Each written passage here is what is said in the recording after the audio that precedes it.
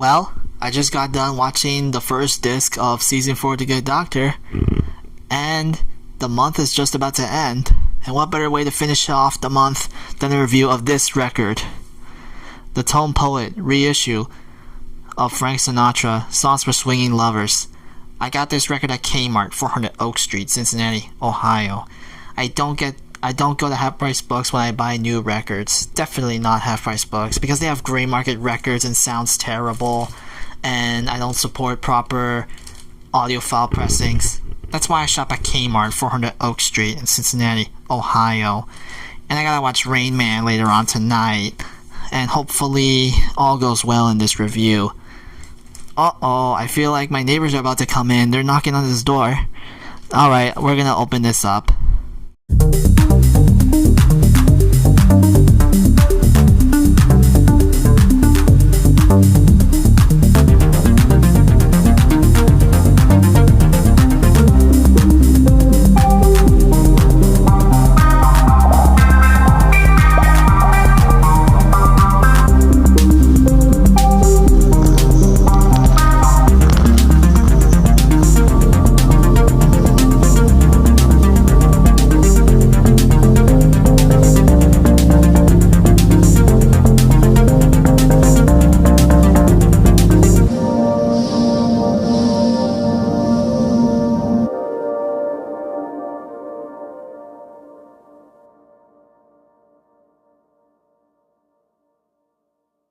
So here's my copy of Songs for Swingin' Lovers by Frank Sinatra. I definitely know this record. It came out in 1956 on Capitol Records in Los Angeles, California.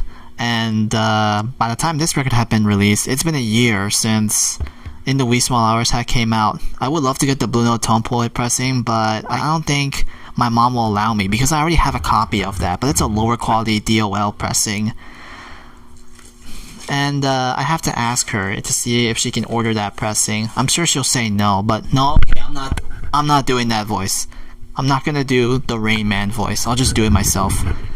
Okay, so I've been wanting to review a record that has the same genre as the Chet Baker It Could Happen to You record, and also because I like Frank Sinatra and I love his music, I love his singing, I find it relaxing to listen to.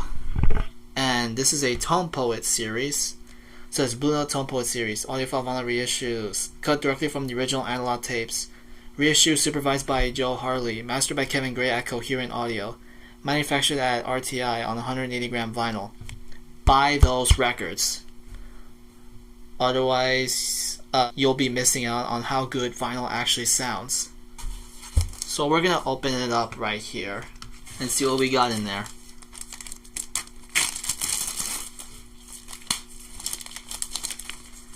Let me slide it out.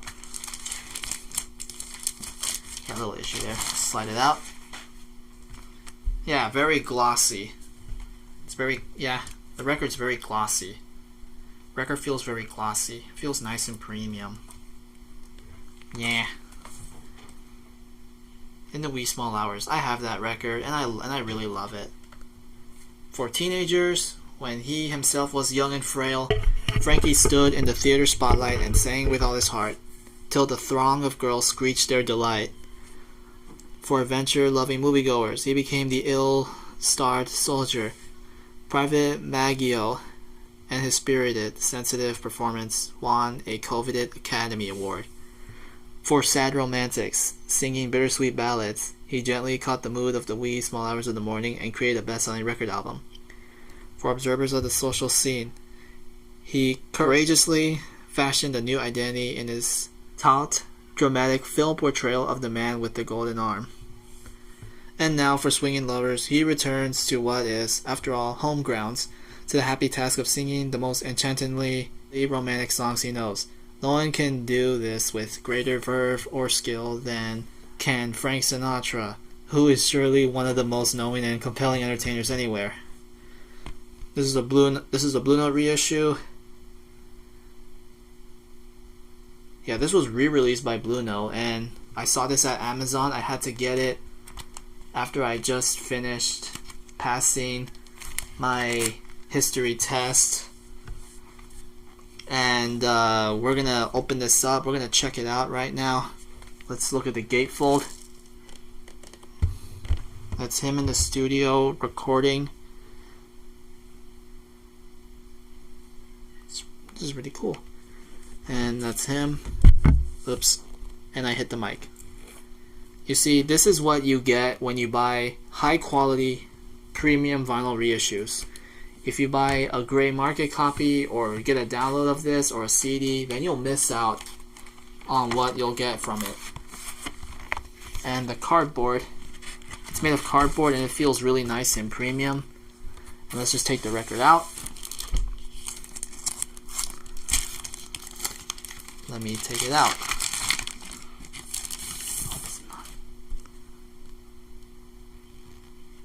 It's a little dirty. It's not too dirty. It's perfectly flat. You see bits of fingerprints on there. See a vinyl hair.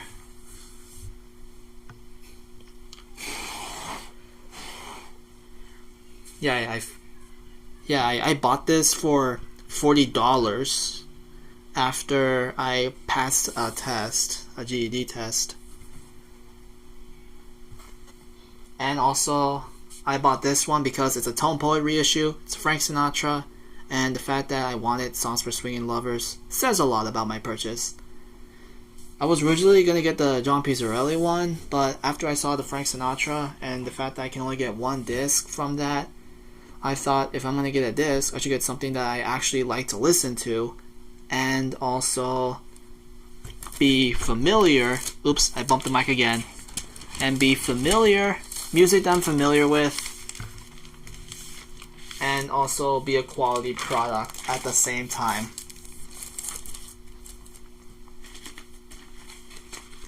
And let me see if I can put the hype sticker on there. These hype stickers are hard to remove. There we go. Oops. Let me mount it somewhere here.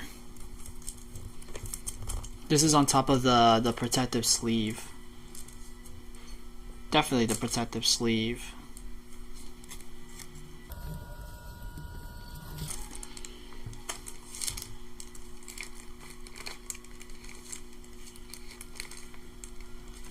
There we go. So now I'm gonna have a listen to this record. Oops, I bumped the mic again. And I bumped the camera.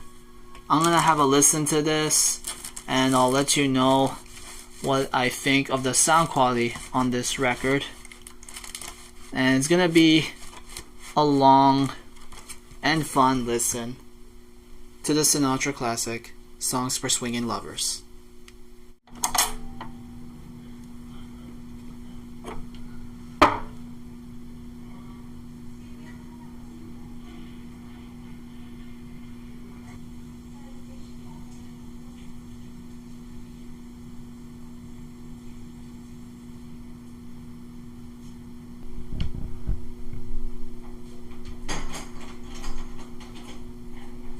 So, I just finished listening to the first song on this record, and I think the audio quality on this is really darn good.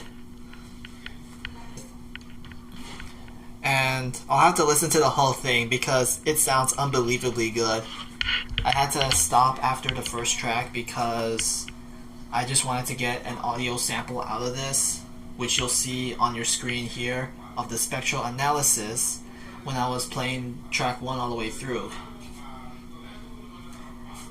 And I'm gonna listen to the rest of this and I'll give you my final thoughts on this record as well as the music. And it doesn't sound half bad. It sounds loud and clear and crisp when I turn it up loud, but I don't know how loud it's gonna sound when I play it at a normal volume level. But all I know is that I don't have the subwoofer volume boosted up by 5 decibels, which is how I normally listen to stuff on this. And it does sound really good. It had a lot of bass to it, and if you want to get a copy of this for yourself, I'll have a link to it on Amazon in the description of this video. so you can get the exact version that I have right here. And hurry up, buy it before it's too late, because I think I heard somewhere that's like limited to 1,000 copies. I think doesn't say about how many copies of it are sold, but I think I might be the first one to ever receive it. And it sounds really good on this setup that I have here. It's an Audio-Technica ATLP60X turntable. It's got these little rubber feet on the bottom for further isolation, as well as a stabilizer that goes on top of the turntable for stabilizing the rotational inertia and absorb background noise, motor noise, rumbling from the speakers or from anything else that's happening around the environment I'm in.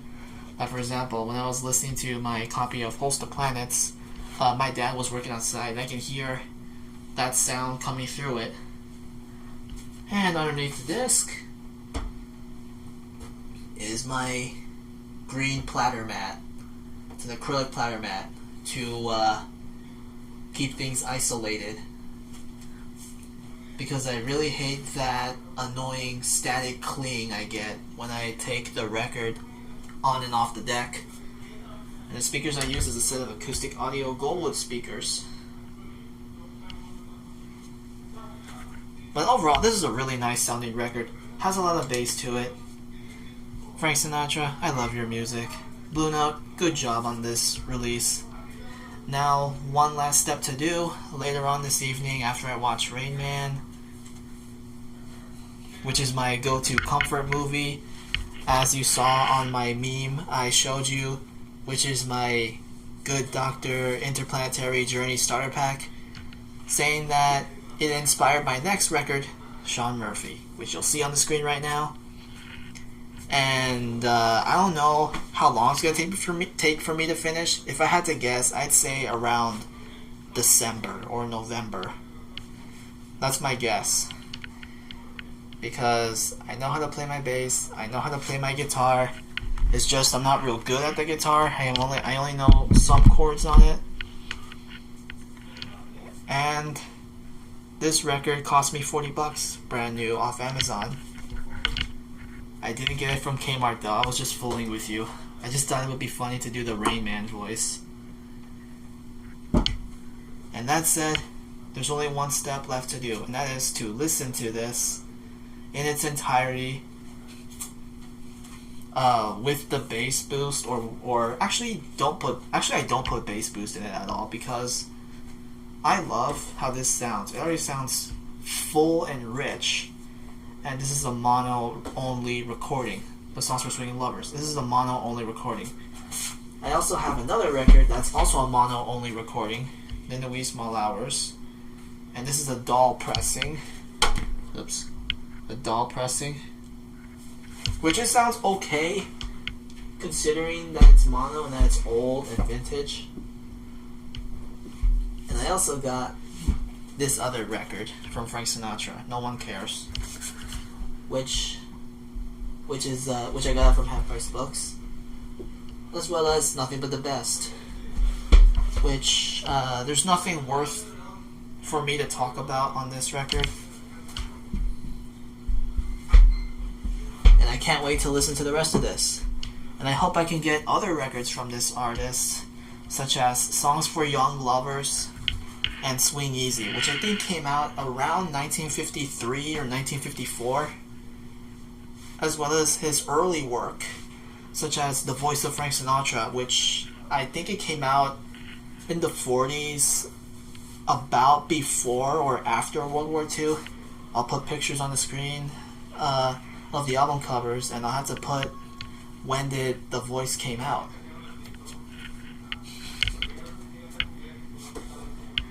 And who knows, maybe in the future I might make an album and the album cover is inspired by this. Or maybe it'll be inspired by Songs for Young Lovers. Which if that comes out on Tone Poet, or the version where it has where I saw a version of Songs for Young Lovers and Swing Easy, where one side has the whole Songs for Young Lovers album and the other side the Swing Easy one. Which, if that comes out on Tone Poet, I might buy that. Even though I might not be able to pass the test then, or even though my mom will tell me, "Hey, you're gonna have to buy with your allowance." I like Frank Sinatra a lot, but I haven't heard those two records in a while. And they're both 10-inch discs. Originally. I mean, if I get the 10-inch versions, they're even better. And originally I was gonna buy the John Pizzarelli, but because I'm familiar with this record and that it's out on Tone Poet, I bought it. 2 weeks later, it came in the mail. Tone Poet is where it's at. It's where it's at, my friends. Buy those records. Unless you want to hear me talk like Rain Man the next time I review an audiophile record. And I really wanted that Frenchy jazz album by Miles Davis, which is called Elevator to the Gallows. In France, it's Ascenseur pour l'Ectafaude. But unfortunately, the version that I saw Mike at the In-Groove has, which, shout out to Mike at the In-Groove, where I told him that I bought this record, that it's not available anymore. So now, later, I'm gonna finish listening to the rest of this, start from the beginning, and finish up, and I'll give you my final thoughts on it. And I'll check up with you after I do that. So I just listened to it, and I gotta say, the audio quality on this is solid. It sounds really good. And as for the music, I think it's really good. I really do enjoy the music on this record. And I have nothing negative to say about this record, but the only thing I can kind of say is negative is the fact that I was jealous when I saw Blue Note did a Tone Poet version of In the Wee Small Hours, which is the reason why I'm really cranky all the time.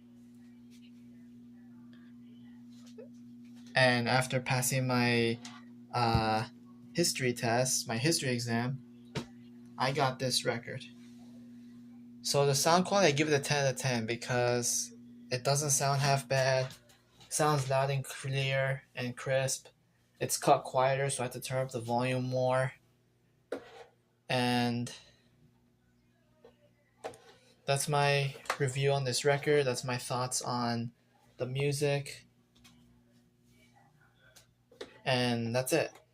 Put the comments below. I want to hear your opinion about this record. Have you bought the Tone Poet reissue of this record? Do you have a copy of this record? Did you like this? Did you hate this? Let me know in the comments. That said, I'll see you very soon. And in case some of you who commented on my YouTube short where I showed this record, and for everyone else who might be seeing this, I would like to announce to you that I make original music, as I state in the intro, the opening music, the introduction section of the show, that I would like to announce my next record, Sean Murphy. 4 fish sticks. Huh? It's supposed to be 8 fish sticks. There's only 4. 8? Yeah. There's 8.